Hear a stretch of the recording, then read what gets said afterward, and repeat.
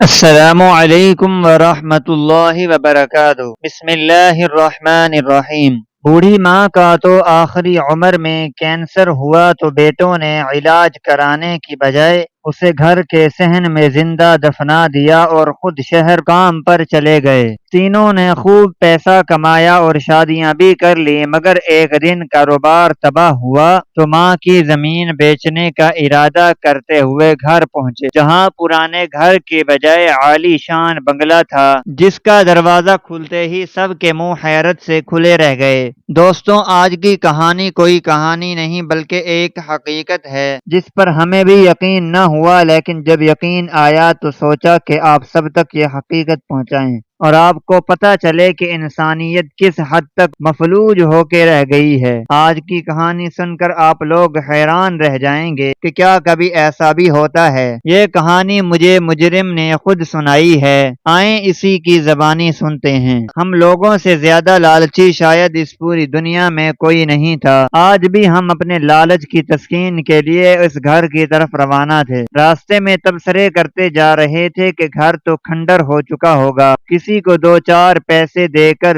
دیکھ بھال کا کام ہی کروا لیتے، اب اس کی قیمت آدھی ہو جائے گی۔ آپس میں جھگڑ رہے تھے کہ گھر کا حال کیا ہوا پڑا ہوگا، لیکن جب گھر کی طرف گئے تو حیران رہ گئے، کیونکہ یہ تو صرف گھر نہیں لگ رہا تھا۔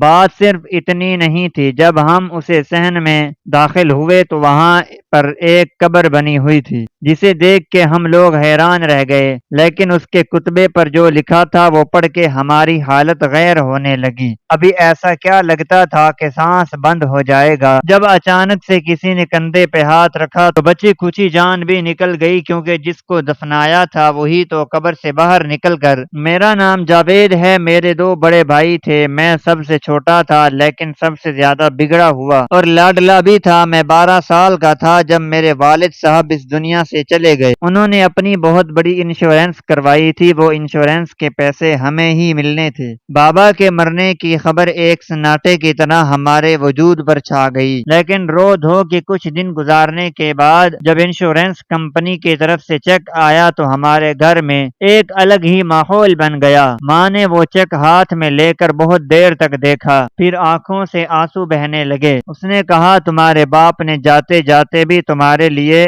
بہت کچھ کر گیا ہے، یہ گھر تم سب کے نام کر گیا اور یہ پیسے بھی تمہاری زندگی کے سنوارنے کے لیے چھوڑ گیا۔ ماں کی آنکھوں میں تشکر تھا، اس کی آواز میں عقیدت تھی، لیکن ہمیں اس لمحے تشکر کا مفہوم سمجھ نہیں آیا۔ شاید اس کے لیے شکر ادا کرنا ہمارے خمیر میں شامل نہیں تھا۔ بڑے بھائی نے جیسے ہی ماں کی بات سنی تو ایک عجیب سی بے نیازی سے بولا، بابا نے اگر کچھ کر بھی دیا تو اس میں کیا انوکھا تھا؟ ہر باپ اپنی اولاد کے لیے کچھ نہ کچھ تو کرتا ہی ہے، اس میں کون سی عظمت ہے؟ ماں کا چہرہ ایک لمحے کے لیے سن ہو گیا، جیسے کسی نے دل پہ چوٹ ماری ہو، مگر اس نے کچھ نہ کہا، بس آنکھیں جھکا لیں اور وہ چیک جسے ابھی تھوڑی دیر پہلے وہ محبت سے دیکھ رہی تھی اسے تکیے کے نیچے رکھ دیا۔ اس دن کے بعد سے ماں خاموش ہو گئی تھی۔ ہم تینوں بھائی اپنے اپنے کاموں میں لگ گئے تھے، کوئی زیادہ نوکری پیشہ نہ تھا، بس تھوڑا بہت کاروبار تھا جس سے گزارا ہو جاتا تھا۔ وہ گھر جو بابا نے ہمارے نام کیا تھا وہ بھی ہمیں کبھی بھایا نہیں تھا۔ گاؤں اتنا پرانا اور پسماندہ تھا کہ وہاں آ کر ایسا لگتا جیسے ہم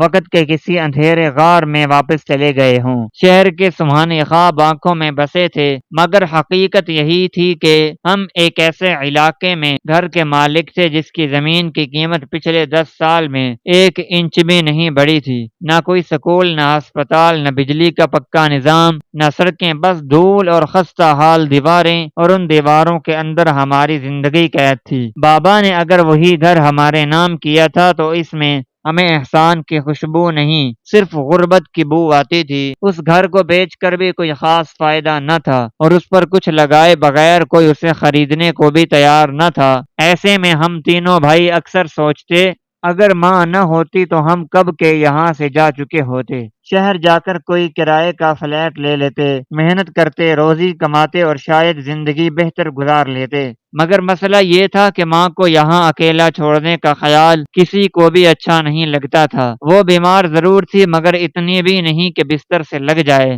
گھر کا ہر کام سلیقے سے کرتی تھیں، ہر وقت کچن میں کچھ نہ کچھ پکاتی رہتی تھیں اور کبھی کبھی پرانے صندوقوں سے بابا کی چیزیں نکال کر آنکھوں میں آنسو لے آتی تھیں۔ ایسے میں ایک دن ماں کی طبیعت کچھ زیادہ ہی بگڑ گئی۔ جسم میں کمزوری اس قدر تھی کہ وہ بغیر سہارے کے چل بھی نہیں سکتی تھی، سانس لیتے ہوئے ہانپنے لگتی تھی۔ ہم نے سوچا کہ کچھ عام بیماری ہوگی، بخار یا کمزوری کی دوا سے ٹھیک ہو جائے گی، مگر جب 2 دن گزر گئے اور حالات مزید خراب ہو گئے تو چھوٹے بھائی نے ضد کی کہ ٹیسٹ کرائے جائیں۔ شہر کے اسپتال لے گئے جہاں ڈاکٹروں نے مکمل چیک اپ کے بعد ہمیں الگ کمرے میں بلایا اور جو بتایا اس سے ہماری زمین نکل گئی۔ ماں کو کینسر تھا اور وہ بھی ایک ایسا مرحلہ جہاں علاج مہنگا اور وقت بہت کم ہوتا ہے۔ ڈاکٹروں نے کہا اگر علاج شروع نہ کیا گیا تو 6 مہینے بھی شاید نہ نکال سکیں اور اگر مکمل علاج کرانا ہو تو کم سے کم 90 لاکھ روپے لگیں گے۔ ہم تینوں بھائی ایک دوسرے کا منہ دیکھتے رہ گئے جیسے ہم نے وہ رقم کبھی خواب میں بھی نہ سوچی ہو۔ ہم نے سوچا کیا 90 لاکھ روپے ایک ایسی عورت پر لگانا درست ہے جس نے اپنی عمر کا بڑا حصہ گزار لیا ہے؟ ہم میں سے کسی کے پاس اتنی رقم نہیں تھی کہ وہ ماں کا علاج کرا سکے۔ اس کے انشورنس سے جو پیسے ملے تھے وہ بھی 40 لاکھ کے آس پاس تھے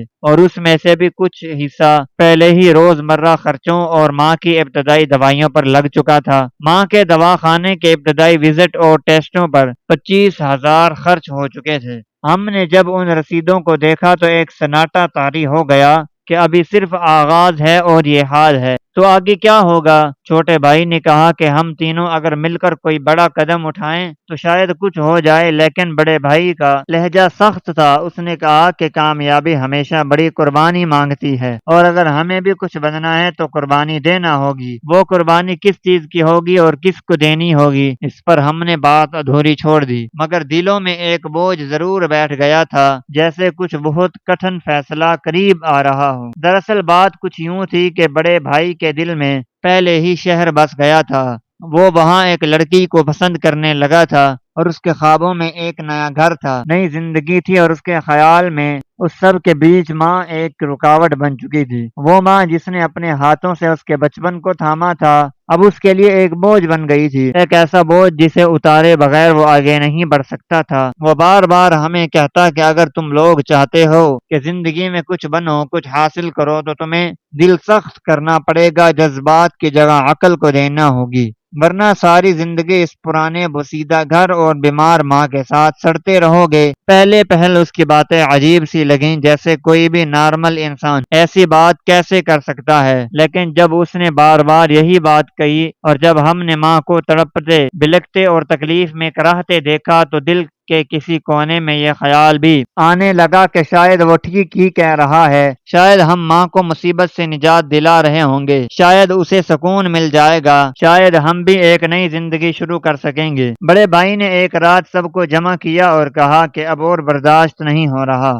نہ ماں کی حالت دیکھی جاتی ہے نہ اپنی محرومی، یہ زندگی بس انتظار ہے، آج ایک ایسی موت کا جو نہ آج آتی ہے نہ کل۔ اس نے کہا کہ ہمیں ماں کو ایک پرسکون موت دے دینی چاہیے، ویسے بھی کینسر کی یہ آخری اسٹیج ہے، ہر ماہ میں گٹ گٹ کے مر جائے گی، لیکن اس دوران ہماری زندگی برباد ہو جائے گی، کاروبار بند ہو جائے گا، شہر جانے کا خواب چکنا چور ہو جائے گا، تو بہتر یہ ہے کہ اس سے پہلے کہ وہ خود چلی جائے ہم اسے رخصت کر دیں تاکہ ہمیں بھی سکون مل جائے اور وہ بھی تکلیف سے بچ جائے۔ درمیانے بھائی نے تو پہلے ہچکچاہٹ ظاہر کی، پھر اس نے بھی سر ہلا دیا۔ میرے دل میں ایک عجیب سی بے چینی تھی۔ میں نے کہا نہیں، ایسا نہیں کرتے، یہ غلط ہے، یہ بہت بڑا گناہ ہے، لیکن میرا لہجہ اتنا مضبوط نہ تھا کہ ان کے ارادے کو روک سکتا۔ بڑے بھائی نے کہا کہ تم جذباتی ہو رہے ہو، یہ وقتی کیفیت ہے، جب ہم شہر پہنچیں گے تو سب بھول جاؤ گے، پھر نہ گھر یاد آئے گا نہ ماں۔ اس دن سپہر ماں چھت پر کپڑے سکھانے گئی، میں نیچے تھا، درمیانہ بھائی برتن دھو رہا تھا اور بڑا بھائی ماں کو پیچھے گیا۔ پتہ نہیں کیا ہوا، کچھ لمحے بعد ایک زوردار آواز آئی، میں بھاگ کر باہر نکلا، ماں زمین پہ بے سدھ پڑی تھی، چہرہ زخمی تھا، جسم ساکت تھا۔ میں چیخا کہ ماں کو کیا ہوا ہے، کیسے گری؟ بڑا بھائی ہانپتے ہوا بولا، پتہ نہیں، شاید پیر پھسل گیا۔ میں قریب گیا، ماں کی نبض دیکھی، بہت ہلکی سی سانس محسوس ہوئی۔ میں نے کہا کہ ماں زندہ ہے، جلدی چلو ہسپتال لے چلتے ہیں، لیکن بڑا بھائی چلا اٹھا کہ ہسپتال جا کر کیا کریں گے، ڈاکٹر بھی یہی کہے گا کہ کچھ نہیں ہو سکتا، موت قریب ہے، بس اسے آرام سے جانے دو اور خاموشی سے اس کا کام ختم کر دو۔ درمیانے بھائی نے بھی سر ہلایا جیسے سب طے ہو چکا ہو۔ میں چپ رہا، جیسے میری زبان گم ہو گئی ہو، جیسے میرے جسم سے جان نکل چکی ہو۔ وہ ماں جس کے لمس سے ہم بڑے ہوئے، کی دعا سے ہم بچے رہے، اب اسی کو دفنانے کی تیاری ہو رہی تھی۔ بڑا بھائی کہنے لگا کہ اگر رشتہ داروں کو بلایا تو سیاپا ہو جائے گا، خرچہ الگ ہوگا، لوگوں کی باتیں الگ سننی پڑیں گی، اور پھر ماں کی یہ تو خواہش بھی تھی کہ وہ اسی گھر میں دفن ہو جہاں اس کے شوہر نے اس کے لیے چھت بنائی تھی۔ وہ بار بار کہا کرتی تھی کہ جب میں مر جاؤں تو مجھے اسی آنگن میں دفن کرنا جہاں میں نے ساری عمر بچوں کا انتظار کیا ہے۔ ہم نے کچھ لمحے ایک دوسرے کی طرف دیکھا، پھر صحن میں ایک کونا چنا اور قبر کھودنی شروع کی۔ جب مٹی کی تہ ہٹ رہی تھی تب مجھے ہر جھونکے کے ساتھ ایسے لگتا تھا جیسے ماں کی سانس چل رہی ہو، جیسے وہ ہم سے کچھ کہنا چاہتی ہو، لیکن ہم نے کچھ نہ سنا۔ ہم نے اس کے چہرے پر سفید چادر ڈال دی اور اسے اس کچی قبر میں اتار دیا۔ میں نے ایک بار پھر کہا کہ ماں ابھی زندہ ہے، دیکھو اس کے ہونٹ ہل رہے ہیں، وہ سانس لے رہی ہے، لیکن میرے بھائیوں نے کہا کہ یہ تمہارا وہم ہے، یہ تمہارا خوف ہے، یہ تمہاری کمزوری ہے، چھوڑو اسے سب، ماں مر چکی ہے، یہ سب تمہاری آنکھوں کا دھوکہ ہے۔ اور ہم نے اپنی ماں کو زندہ دفنایا، نہ کسی کو بلایا، نہ رسم ادا کی، نہ کسی مولوی کو بلایا، بس قبر بند کر دی اور گھر کا دروازہ بند کر کے تالا لگا دیا، اور ہم تینوں شہر کی طرف روانہ ہو گئے۔ 2-4 دن دل بوجھل سا رہا، رات کو نیند نہیں آتی تھی، ماں کی آواز کانوں میں گونجتی تھی، جیسے وہ پکار رہی ہو، جیسے اس کی آہیں اب بھی صحن کی مٹی میں قید ہوں۔ لیکن جب شہر کی رونقیں دیکھیں، جب وہاں کی چکا چوند روشنیوں میں اپنے خوابوں کو حقیقت بنتے دیکھا تو وہ بوجھ ہلکا ہونے لگا، وہ درد دھندلا ہونے لگا، وہ قبر اب یاد سے محو ہونے لگی۔ شاید دنیا یہی ہے، یہاں رشتے یادوں سے زیادہ نہیں ہوتے اور زندہ لوگ مرنے والوں کو بہت جلد بھول جاتے ہیں۔ بھائی نے جب پہلی بار شہر کی جس لڑکی کی بات کی تھی، اس وقت ہمیں اندازہ نہیں تھا کہ وہ صرف ایک لڑکی کی بات نہیں کر رہا بلکہ ایک مکمل منصوبہ ترتیب دے چکا ہے۔ وہ لڑکی جسے اس نے پسند کیا تھا وہ ایک امیر گھرانے سے تعلق رکھتی تھی، شکل و صورت میں دلکش اور انداز میں شہزادیوں جیسی۔ وہ اکیلی نہ تھی بلکہ اس کی 2 بہنیں بھی تھیں جو حسن میں کسی طور پر کم نہ تھیں۔ ان تینوں بہنوں کے والد ایک بڑے تاجر تھے جو زیادہ تر وقت ملک سے باہر گزارا کرتے تھے۔ ان کی ماں کا انتقال کئی برس پہلے ہو چکا تھا اور اب وہ تینوں بہنیں ایک بڑے سے گھر میں رہتی تھیں جہاں ملازموں کا آنا جانا لگا رہتا تھا۔ جب ہمیں معلوم ہوا کہ بھائی کا ان سے میل جول ہے، پہلے تو حیرت ہوئی، لیکن پھر حالات نے ایسی کروٹ لی کہ ہم بھی اسی راستے پر چل نکلے۔ بھائی نے سب سے بڑی بہن سے نکاح کر لیا، کچھ ہی مہینوں میں ہم دونوں چھوٹے بھائیوں نے بھی باقی دونوں بہنوں سے نکاح کر لیا۔ شادیاں خاموشی سے ہوئیں، لیکن ہمیں اعتراض نہ تھا کیونکہ وہ شادیاں ہمارے حق میں فائدے کا سودا بن رہی تھیں۔ ان کے پیسوں سے ہم نے اپنا پہلا کاروبار شروع کیا جو ایک چھوٹی سی دکان تھی جہاں کپڑے کا کام کیا۔ ہم نے تینوں بھائیوں نے مل کر محنت کی، بیویاں گھریلو تھیں لیکن خوبصورت اور نرمی سے دل موہ لیتی تھیں۔ کچھ ہی وقت میں کاروبار نے اچھا رخ پکڑ لیا، ہم نے دوسری دکان لی، پھر ایک چھوٹا سا گودام بنایا، پھر کچھ دوستوں کے ساتھ مل کر تھوک کا کام شروع کیا، اور دیکھتے ہی دیکھتے 1.5 سال کے اندر ہم لوگ وہ بن گئے تھے جن کے پاس گھر بھی تھا، گاڑی بھی تھی، دکان بھی تھی، پیسہ بھی۔ ہم حیران تھے کہ آخر گاؤں میں رہ کر ہم کیوں اتنے عرصے تک خوار ہوتے رہے، جیسے کوئی سایہ تھا جو ہمیں جکڑے ہوئے تھا، جیسے کوئی رکاوٹ تھی جو ہمیں ہر کامیابی کے دروازے پر واپس موڑ دیتی تھی۔ لیکن جیسے ہی ہم نے گاؤں چھوڑا، جیسے ہی ماں کا بوجھ اتارا، سب کچھ بہتر ہونے لگا، جیسے قسمت نے ہمیں گلے لگا لیا ہو۔ شہر کی زندگی رنگین تھی، بیویاں حسین تھیں، ہر روز نیا لباس، نیا کھانا، نیا انداز۔ زندگی سہل ہوتی گئی، یہاں تک کہ ہمیں یاد بھی نہیں رہا کہ ماں کی قبر کس سمت تھی اور آخری بار اس کی یاد کب آئی تھی۔ لیکن وقت ایک سا نہیں رہتا۔ جس گھر میں ہم نے رہنا شروع کیا تھا وہ محل جیسا تھا، لیکن ایک دن اچانک انکشاف ہوا کہ وہ گھر لڑکیوں کا اپنا نہیں بلکہ ان کے کسی رشتہ دار کا ہے جو اب واپس آ رہا ہے اور ہمیں فوراً خالی کرنا ہوگا۔ پہلے تو ہمیں یقین نہ آیا، لیکن جب قانونی نوٹس ملا تو ہم نے بے دلی سے وہ گھر چھوڑ دیا اور کرائے کے ایک چھوٹے سے فلیٹ میں آ گئے۔ 3 بیویاں، 3 شوہر اور چھوٹا سا فلیٹ جہاں سانس لینا بھی دشوار لگنے لگا۔ وہ سہولتیں جو پہلے ہمیں حاصل تھیں اب ایک ایک کر کے چھننے لگیں، اور پھر جیسے بدقسمتی نے ہمارا پیچھا پکڑ لیا۔ کاروبار میں اچانک سے تنزلی شروع ہو گئی۔ کل تک جو گودام منافع دیتا تھا اب نقصان دینے لگا۔ وہ دکانیں جن پر رش ہوتا تھا اب خالی پڑی رہتی ہیں۔ گاہک آتے تو بھی ہم میں سے کوئی ان سے بات کرنے کے موڈ میں نہ ہوتا۔ 3 بھائیوں کا ایک ہی کاروبار تھا،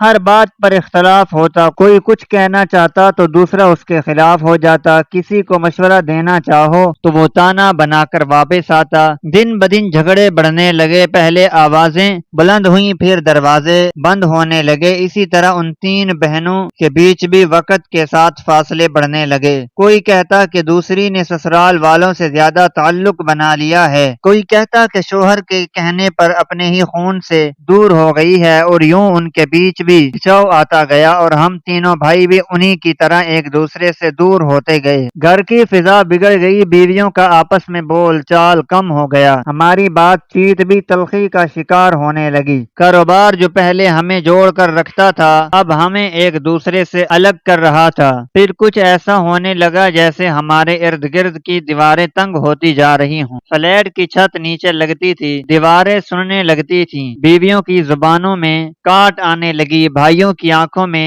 اجنبیت آنے لگی۔ دل کے اندر ایک ایسا بوجھ بیٹھنے لگا جو کسی کو دکھایا نہیں جا سکتا تھا۔ کبھی رات کو آنکھ کھلتی تو ماں کی وہ آخری جھلک یاد آتی جب وہ سانس لے رہی تھی، اور میں نے کہا تھا کہ یہ زندہ ہے، لیکن میرے بھائیوں نے کہا تھا کہ سانسیں بس کچھ لمحوں کی مہمان ہیں، ان کا مرنا طے ہے، اس لیے تکلیف کم کر دو۔ اور اب جب بھی کسی بیمار کو مرتے دیکھتا ہوں تو لگتا ہے شاید ماں بھی اسی تکلیف میں تھی، لیکن ہم نے اسے زندہ دفن کر دیا۔ کبھی دل کرتا تھا کہ چیخ چیخ کر بتا دوں کہ ہم سے بہت بڑی غلطی ہو گئی ہے، لیکن پھر دل کے اندر ایک خوف آ جاتا کہ اگر یہ راز کھل گیا تو سب کچھ ختم ہو جائے گا، پھر وہ کاروبار بھی نہ بچے گا جو اب صرف کاغذوں میں باقی ہے، وہ عزت بھی ختم ہو جائے گی جو کبھی کسی کی نظروں میں تھی۔ پھر ایک دن بڑا بھائی جو کبھی سب سے مضبوط تھا وہ بھی ہار گیا۔ اس نے کہا کہ مجھے لگتا ہے کہ ماں کی بد دعا لگ گئی ہے، اس نے جو آخری نظر ہم پر ڈالی تھی وہی اب ہمیں جلا رہی ہے۔ اس کے الفاظ نہیں تھے، لیکن آنکھوں میں جو سوال تھا وہ اب میرے خوابوں میں آتا ہے، جیسے ماں پوچھتی ہو کہ تمہیں میرے جینے کی ایک سانس بھی بوجھ لگ رہی تھی؟ کیا میں نے تمہیں پالا پوسا نہیں تھا صرف اس لیے کہ تم مجھے زندہ دفن کر دو؟ ایک دن ہم تینوں بھائیوں نے مل کر فیصلہ کیا کہ شاید اب ایک دوسرے سے الگ ہو جانا ہی بہتر ہے، کیونکہ ساتھ رہ کر ہم ایک دوسرے کے لیے زہر بن چکے ہیں۔ کاروبار تو ویسے بھی ختم ہو چکا تھا، اب جو کچھ بچا تھا وہ بکھر رہا تھا، کوئی بھی کسی کو سننے کے لیے تیار نہ تھا۔ بیویاں اپنی بچوں کو لے کر الگ رہنے لگیں، ایک دوسرے سے میل ملاپ بند ہو گیا، دل میں ایک ایسا خلا پیدا ہو گیا جو بھرتا ہی نہیں تھا، سب کچھ بکھر چکا تھا۔ الگ الگ رہنے کے بعد احساس ہونے لگا کہ اکیلا پن صرف کمروں میں نہیں دلوں میں بھی اتر گیا ہے۔ کاروبار سے پہلے ہی زمین بوس ہو چکی تھی، اب اخراجات نے کمر توڑ دی تھی۔ جو بیویاں کبھی دولت اور آرام کے خواب دیکھ کر آئی تھیں وہ اب بھی دن بھر تانوں میں لگی رہتی تھیں۔ بچے سوال کرتے تھے پہلے اتنا کچھ تھا اب سب کہاں گیا، ان سوالوں کے جواب کسی کے پاس نہیں تھے۔ اسی دن بڑے بھائی نے سب کو بلایا اور کہا کہ وقت آ گیا ہے ہم وہ فیصلہ کریں جو ہمیں بہت پہلے کر لینا چاہیے تھا۔ گاؤں کی زمین اور پرانا گھر بیچ دیتے ہیں، پیسے آپس میں برابر تقسیم کریں گے اور اپنے راستے خود بنائیں گے۔ ہم سب کو لگا کہ یہ بات تو واقعی سمجھداری کی ہے، کیونکہ اب اکٹھے رہ کر کچھ حاصل نہیں ہو رہا، تو الگ الگ قسمت آزماتے ہیں۔ ایک پرانی وین بک کروائی گئی، تینوں بھائی اپنے بچوں اور بیویوں کو ساتھ لے کر روانہ ہو گئے۔ بیویوں کو کہا کہ تمہیں بھی گاؤں دکھاتے ہیں جہاں ہم پلے بڑے، کچھ یادیں تمہارے ساتھ بھی بانٹیں گے، شاید دل بھی ہلکا ہو جائے اور ساتھ میں تھوڑی سیر بھی ہو جائے گی۔ شہر کے شور سے نکل کر کھیتوں کی طرف سفر شروع ہوا۔ سب راستے بھر پرانی باتیں یاد کرتے رہے، بچپن کے کھیل، بچپن کی لڑائیاں، وہ درخت جس پر چڑھ کر ماں بلاتی تھی تو بھی نیچے نہ اترتے تھے، وہ گلیاں جہاں کھیلتے ہوئے شام ہو جاتی تھی۔ باتوں باتوں میں ایک بھائی نے کہا کہ گھر تو کافی پرانا ہوگا، گندا بھی ہوگا، صفائی بھی کرنی پڑے گی۔ دوسرے نے کہا یہاں تو کوئی ہوٹل بھی نہیں ہے، رات کہاں گزاریں گے؟ بڑے بھائی نے کہا کہ فکر نہ کرو، پہلے پہنچیں تو کچھ نہ کچھ ہو ہی جائے گا۔ جب گاڑی گاؤں کے قریب پہنچی تو سب کی نظریں کھڑکیوں سے باہر تھیں، ہر ایک کی آنکھ میں پرانی یادیں جھلک رہی تھیں، لیکن جیسے ہی اپنے گھر والی گلی میں مڑے تو سب کے چہرے پر الجھن آ گئی۔ ایک لمحے کو لگا جیسے ہم غلط جگہ پر آ گئے ہیں، یہاں تو وہ کچھ بھی نہیں تھا جو ہم یاد رکھتے تھے، چھوٹا سا مٹی کا گھر، پیپل کا درخت، وہ ٹوٹی چارپائی، سب کچھ غائب تھا۔ اب یہاں پر ایک بلند و بالا 3 منزلہ عمارت کھڑی تھی، جیسے کسی نے زمین ہڑپ کر کے ایک نیا راج محل کھڑا کر دیا ہو۔ اگر دروازے کے ساتھ وہ پرانا پیپل کا درخت نہ ہوتا تو شاید ہم مان ہی نہ پاتے کہ یہ وہی جگہ ہے جہاں ہم کبھی رہتے تھے۔ دل کی دھڑکن تیز ہو گئی، گاڑی سے اترے تو سب کی نظریں ایک دوسرے سے سوال کر رہی تھیں۔ گھر کا نقشہ بدل چکا تھا، دروازہ کھلا ہوا تھا، شاید کوئی اندر ہی تھا۔ ہم ہچکچاتے ہوئے اندر داخل ہوئے اور جیسے ہی اندر قدم رکھا، سامنے کا منظر دیکھ کر دل کی دھڑکن ایک لمحے کو رک گئی۔ وہاں ایک قبر بنی ہوئی تھی، اور وہ بھی پکی قبر، سنگ مرمر کی سل رکھی ہوئی تھی جس کے الفاظ کندہ تھے، اور وہ الفاظ پڑھ کر سب کے قدم ڈگمگا گئے تھے۔ لکھا تھا یہاں میں نہیں، میرے تینوں بیٹے دفن ہیں۔ یہ الفاظ ایسے تھے جیسے کسی نے ہمارے دل کے اندر سے چیخ نکال کر پتھر پر لکھ دی ہو۔ لمحہ بھر کو سب ساکت ہو گئے، آنکھیں پتھرا گئیں، آوازیں بند ہو گئیں، سانسیں رک گئیں۔ سمجھ نہیں آ رہا تھا کہ یہ کیا ہو رہا ہے۔ ماں کی قبر جو ہم نے کبھی بنائی ہی نہیں تھی، آج نہ وہ صرف موجود تھی بلکہ بول رہی تھی، ہمارے خلاف گواہی دے رہی تھی، ہم پر الزامات لگا رہی تھی۔ بیوی ہماری بے حسی کی تحریر بن گئی تھی۔ ہم دیواروں کو دیکھ رہے تھے، زمین کو گھور رہے تھے، ایک دوسرے کو ٹٹول رہے تھے کہ کہیں یہ خواب تو نہیں ہے۔ اتنے میں بڑے بھائی کے کندھے پر کسی نے ہاتھ رکھا تو جیسے ہی اس نے پلٹ کر دیکھا تو اس کے چہرے سے زندگی کا ایک رنگ اڑا، بچا کھچا ہوش بھی جاتا رہا۔ ہم سب حیرت سے اسے دیکھ رہے تھے، وہ کس کو دیکھ رہا ہے، لیکن اس کے چہرے پر خوف اور حیرت کی ملی جلی پرچھائیاں ہمیں بتا رہی تھیں کہ جو کچھ ہونے والا ہے وہ ہمارے سوچ سے کہیں زیادہ بڑا ہے۔ اب آپ اگلی کمانڈ دیں۔ جب ہم نے اس شخص کی طرف دیکھا جو بڑے بھائی کے کندھے پر ہاتھ رکھے کھڑا تھا تو وہ کوئی اور نہیں بلکہ ہماری ماں کا بیٹا منیب تھا، جس کے بارے میں ہمیں بس اتنا ہی پتا تھا کہ ہماری ماں کی پہلی شادی ہوئی تھی اور وہ بیوہ ہونے کے بعد ہمارے بابا سے بیاہی گئی تھی۔ منیب ان کا پہلا بیٹا تھا، لیکن بچپن ہی میں ان کے سسرالی رشتہ داروں نے زبردستی ماں سے منیب کو چھین لیا تھا اور وہیں پل بڑھ کر کہیں گم سا ہو گیا تھا۔ ہم نے کبھی اس کے بارے میں تفصیل جاننے کی کوشش ہی نہیں کی تھی، کیونکہ ماں نے بھی اس دکھ کو چھپانے کی بہت کوشش کی تھی اور ہمیں بھی کبھی اہمیت نہیں دی کہ اس بات کے پیچھے کوئی گہرا درد یا حقیقت ہو سکتی ہے۔ ہم نے یہ سوچ کر دل کو بہلایا تھا کہ منیب کی کہانی بس ایک ادھوری یاد ہے، ایک پرانی کہانی ہے جس کا انجام کبھی نہیں ملنا، لیکن آج وہ کہانی ہمارے سامنے جیتی جاگتی حقیقت بن کر کھڑی تھی۔ منیب نے بڑے اعتماد سے بڑے بھائی کی طرف دیکھا اور کہا، جی ہاں، یہ وہی زمین ہے جہاں میں پیدا ہوا تھا اور جسے تم لوگوں نے میری ماں سمیت مٹی میں دفن کر دیا تھا۔ تم لوگوں نے صرف زمین پر نہیں قبضہ کیا بلکہ ایک ماں کی سانسوں کو بھی دبا دیا تھا، لیکن قدرت نے تمہاری بے حسی کا جواب میرے ہاتھوں سے دینا لکھا تھا۔ بڑے بھائی نے جیسے ہی اس کا مذاق اڑاتے ہوئے کہا کہ تو ہے جس نے ہماری زمین پہ قبضہ کیا ہے، ہماری ماں کی قبر پہ یہ جھوٹ لکھوایا ہے۔ تو منیب نے سنجیدگی سے کہا کہ یہ کوئی جھوٹ نہیں، یہ سچ ہے جو تم لوگوں نے کیا ہے وہ میں نے پتھر پر لکھ دیا تاکہ دنیا دیکھے کہ خون کے رشتے جب بحث ہو جائیں تو مٹی کیسے چیخنے لگتی ہے۔ اسی لمحے پیچھے سے قدموں کی آہٹ آئی اور سب نے پلٹ کر دیکھا تو ہماری آنکھیں حیرت پھٹنے کو ہو گئیں۔ سامنے ماں کھڑی تھی، وہی ماں جس کو ہم نے کینسر کا مریض سمجھ کر دفن کر دیا تھا، وہی ماں جو ہمارے ہاتھوں میں تڑپتی رہی اور ہم نے اسے ہسپتال لے جانے کی بجائے اپنے ضمیر کے قبرستان میں دفن کر دیا تھا، وہی ماں اب ہمارے سامنے کھڑی تھی، تندرست خوبصورت اور مطمئن۔ اس کے چہرے پر نہ کوئی نفرت تھی نہ غصہ، بس ایک عجیب سی بے نیازی تھی جو ہمارے سینے میں کانٹے کی طرح چبھ رہی تھی۔ ماں نے نرمی سے کہا، تم لوگ مجھے مرا سمجھ کر چلے گئے تھے لیکن اس وقت منیب واپس آیا تھا، وہ مجھ سے ملنے آیا تھا، اس نے جب میری حالت دیکھی تو مجھے قبر سے نکالا، ہسپتال لے گیا، مہینوں علاج کروایا اور موت سے چھین کر واپس زندگی میں لایا۔ پھر میں نے فیصلہ کیا کہ جس بیٹے نے ماں کو زندہ دفن کیا اسے بہتر ہے وہ بیٹا جو ماں کو موت سے نکال لایا۔ میں نے ساری جائیداد، ساری زمین، سب کچھ منیب کے نام کر دیا۔ آج میں اس کے ساتھ ہوں، اس کے بچوں کے ساتھ رہتی ہوں جو مجھے نانی کہتے ہیں۔ تم لوگ یہاں کیا لینے آئے ہو؟ جاؤ واپس چلے جاؤ۔ ہمارے بڑے بھائی کو ابھی بھی غصہ تھا، اس نے کہا کہ آپ کون ہوتی ہیں ہماری جائیداد کسی کے نام کرنے والی؟ یہ ہمارا حق ہے، یہ ہمارا حصہ ہے، یہ ہمارے باپ کا گھر ہے۔ اس پر ماں نے ایک زوردار تھپڑ مارا اور کہا کہ باپ کا گھر تو وہ ہوتا ہے جہاں بیٹے ماں کو دفن کرنے کی بجائے بچاتے ہیں، جس گھر میں اولاد بے رحم ہو تو وہاں دیواریں بھی روتی ہیں۔ منیب بھی خاموش نہ رہا، اس نے بھی آگے بڑھ کر بھائی کو تھپڑ مارے اور کہا کہ اب بتا، تجھے اپنی زمین عزیز ہے یا اپنی ماں کی جان جو تو نے خود اس قبر میں دھکیل دی؟ ہم سب ساکت ہو گئے۔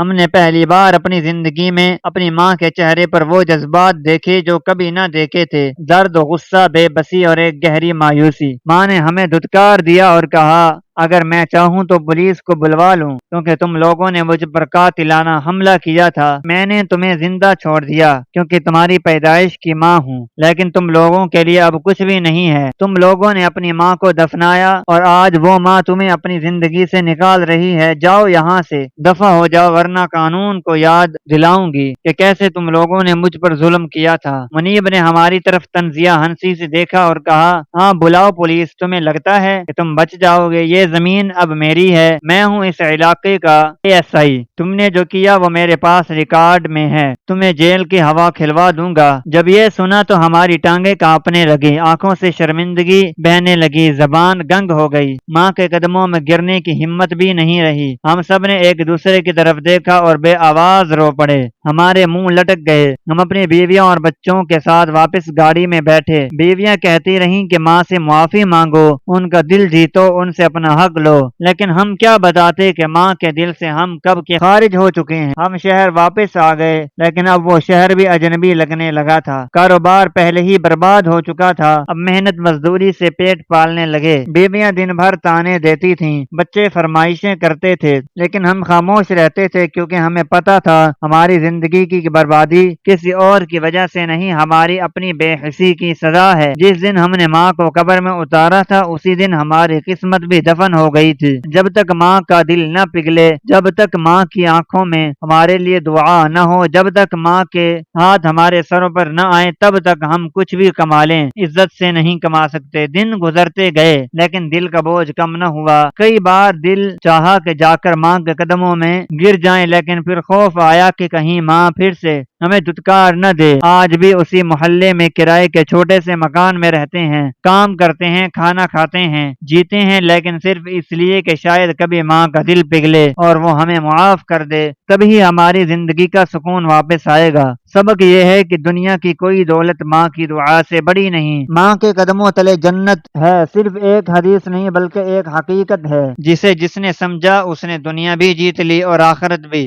ہم نے ماں کی آنکھوں میں آنسو دیکھے تھے لیکن ان آنسوؤں کے بدلے میں ہمیں کبھی سکون نہ ملا اور شاید کبھی ملے گا بھی نہیں، کیونکہ ماں کا دل ٹوٹ جائے تو دنیا کی ساری مرمتیں بھی اسے جوڑ نہیں سکتی۔ ماں اس ہستی کا نام ہے جس کے قدموں تلے جنت ہے، جو راتوں کو جاگ کر اولاد کی نیند کی حفاظت کرتی ہے، جو بھوکی رہ کر بچوں کا پیٹ بھرتی ہے، جو اپنے دکھ چھپا کر صرف خوشی دیتی ہے، مگر ہم اکثر اسی ہستی کو نظر انداز کرتے رہے، اس کی قربانیوں کو بھی بھول جاتے۔ اللہ بھی اپنی محبت کو ماں کی محبت سے تشبیہ دیتا ہے، فرماتا ہے کہ میں اپنے بندے سے 70 ماؤں سے زیادہ محبت کرتا ہوں۔ یہ تشبیہ ہی کافی ہے ماں کے مقام کو سمجھنے کے لیے۔ ہم نے اپنی ماں کو صرف ایک بیماری کی وجہ سے، صرف ایک کمزوری کی وجہ سے مرنے کے لیے چھوڑ دیا، صرف اس لیے کہ وہ بوجھ لگنے لگی تھی۔ وہ ماں جو ہر مشکل میں ہمارے ساتھ کھڑی رہی، جو ہمارے لیے دعائیں کرتی تھی، اس کے ہاتھوں میں برکت تھی، اسی کو ہم نے قبر میں اتار کر بھول جانا چاہا، مگر قدرت نے اس ماں کو ایک ایسے بیٹے کے ذریعے سے بچا لیا جسے کبھی اپنوں سے جدا کر دیا گیا تھا، جسے ماں کی گود چھیننے کا دکھ سہنا پڑا، مگر اس نے بدلہ لینے کے بجائے خدمت کی، محبت کی، وفا کی۔ ہم شرمندہ ہیں مگر اب الفاظ بھی کافی نہیں ہیں، معافیہ بھی مانگیں تو کم ہے۔ ماں کی ناراضگی وہ عذاب ہے جو نہ دنیا میں سکون دیتی ہے نہ آخرت میں نجات۔ ہماری کہانی ہے ہر بیٹے کے لیے کہ کبھی بھی اس ہستی کو مت چھوڑو جس نے تمہیں جنم دیا، پالا، تمہارے لیے دنیا سے لڑتی رہی۔ اگر زندگی میں کچھ اچھا چاہتے ہو تو ماں کی خدمت کرو، اس کے قدم چومو، اس کی دعائیں لو، ورنہ ایک دن ایسا بھی آ سکتا ہے جب پچھتاوے کے سوا کچھ باقی نہ بچے گا۔ ہماری آج کی کہانی آپ کو کیسی لگی کمنٹ باکس میں اپنی رائے کا اظہار ضرور کریں۔ ہمارے چینل کو سبسکرائب کریں۔ شکریہ۔ اللہ حافظ۔